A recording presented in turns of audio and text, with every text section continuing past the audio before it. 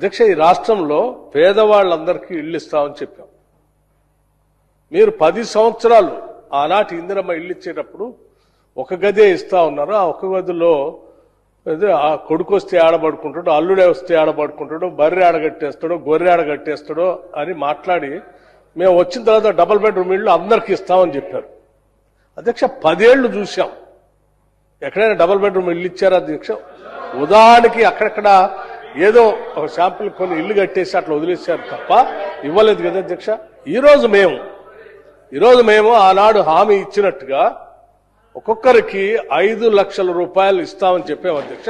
చెప్పటమే కాదు, మొదటి ఒకటే సంవత్సరంలో 4,50,000 ఇందిరమ్మ ఇళ్లని ఒక్కొక్క నియోజకవర్గానికి 3,500 ఇళ్ల లెక్క చొప్పున 22,500 కోట్ల రూపాయలతో పేదవాళ్ళకి ఇందిరమ్మ ఇల్లు కట్టిస్తా ఉన్నాం అధ్యక్ష. ఇది దేశ చరిత్రలో ఏ రాష్ట్రంలో కూడా ఇంత పెద్ద ఎత్తున పేదవాళ్ళ కోసం ఇందిరమ్మ ఇల్లు కట్టించినటువంటి పరిస్థితి లేదు అధ్యక్ష.